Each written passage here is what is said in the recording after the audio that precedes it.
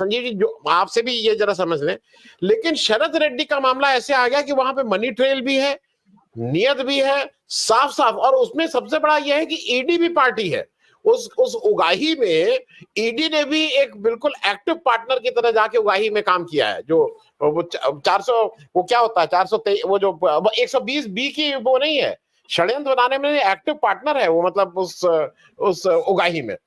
संजीव जी, दो चीजें, एक तो मुझे बार बार ये मैं एक कंपैरिजन करता हूं कि जब नीतीश जी आए थे अगस्त 2022 में, अगर हाँ अगस्त 2022 में, उस समय इंडिया गठबंधन की मैथमेटिक्स की बात होती थी कि भाई 37% वोट उधर, 63% वोट इधर, 1 on 1 हो जाए, एक के सामने एक हो जाए तो जीत ही नहीं सकते हैं। नीतीश जी ने, मुझे ऐसा लगता है जैसे अनिल जी कह रहे हैं, नीतीश जी अपना काम कर दिए, उनको जो काम करना था वो कर दिया। अब वो चाहे एनडीए में जाए चाहे बीजेपी में जाए, अब कोई बहुत फर्क नहीं पड़ता, लेकिन उनका जो इंडिया गठबंधन बनाना था वो उन्होंने बना दिया।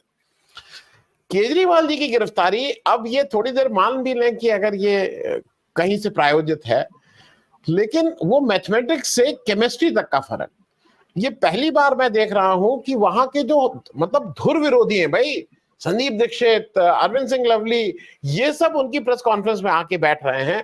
तो मुझे ऐसा लगता है कि अब मैथमेटिक्स से बात थोड़ी केमिस्ट्री की भी हो जानी चाहिए। लोगों में एक आपस में गिव एंड टेक ज्यादा ठीक हो गया है कि अच्छा भाई तुम नहीं, तुम भी आ जाओ।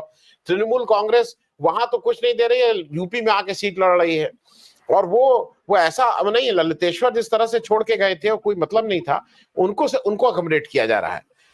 मैं एक तो इस पे आपसे, आप इस पे थोड़ा एक वो डालिएगा कि केमिस्ट्री की बात, नीतीश जी का एक टर्निंग पॉइंट था, एक केजरीवाल जी का भी टर्निंग पॉइंट मुझे लग रहा है।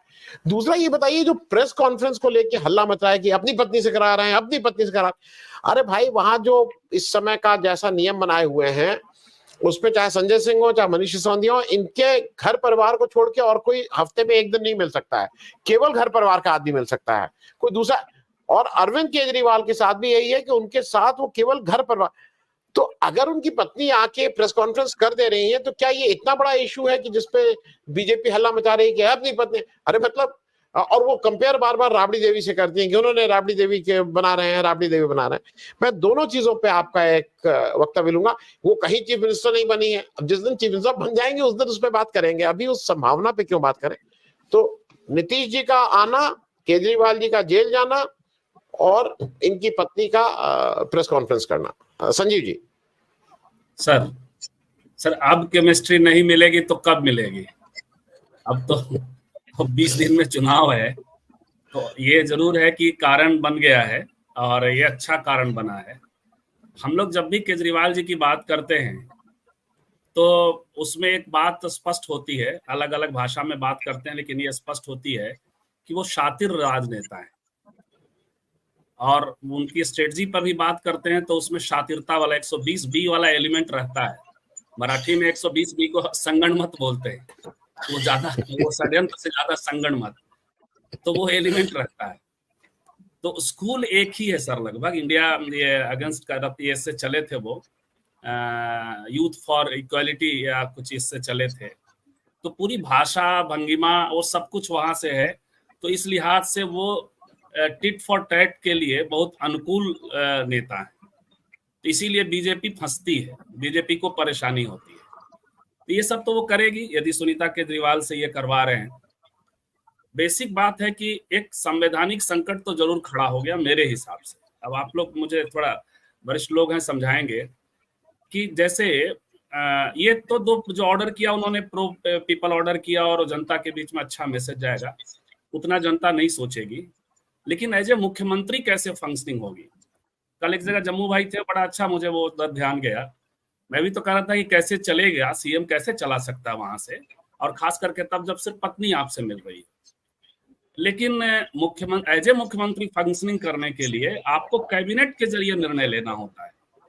कैबिनेट के हेड के तौर पे आप तो कैबिनेट बैठक कैसे लेंगे? ये जैसे दो फैसले हैं, ये फैसले नहीं है, ये दो सजेशन हो सकते हैं, पॉपुलर सजेशन जो जनता के बीच में जाएगा। लेकिन ये जब जेल से आप सरकार चला रहे हैं तो एक मैसेज ये भी जाता है कि पार्टी पर जो है आप सिर्फ आपका नियंत्रण है, आप कोई सेकंड लाइनर तैयार नहीं कर पाए। जैसे निर्भीकता से चले गए ये हेमंत सोरेन, तो उसका एक अलग मैसेज है।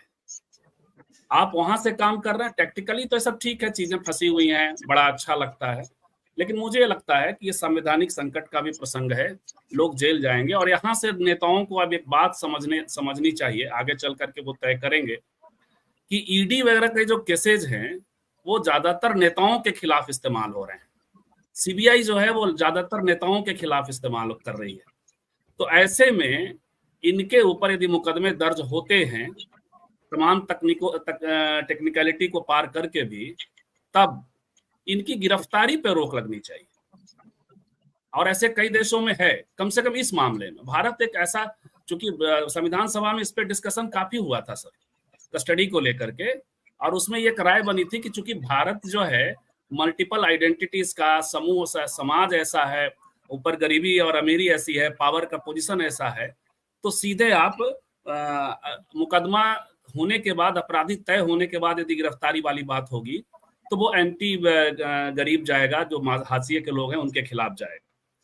तो ये सारे केसेस में मत करिए, आईपीसी की धाराओं में मत करिए, लेकिन यहाँ तो दिख रहा है, यहाँ तो मिसयूज दिख रहा है, तमाम नेताओं को आप डाले जा रहे हैं, 2-2 मुख्यमंत्री अभी जेल में हैं, ये बहुत बड़ा मुद्दा है।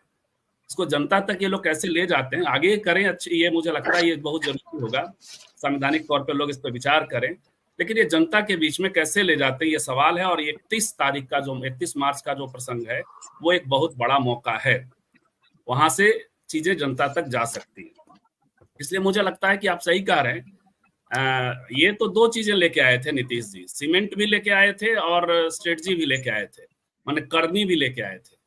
सीमेंट लेके आए थे सामाजिक न्याय वाला, अब तो उनके मुंह से निकलेगा नहीं, वो दोनों ही मुद्दा नहीं निकलेगा।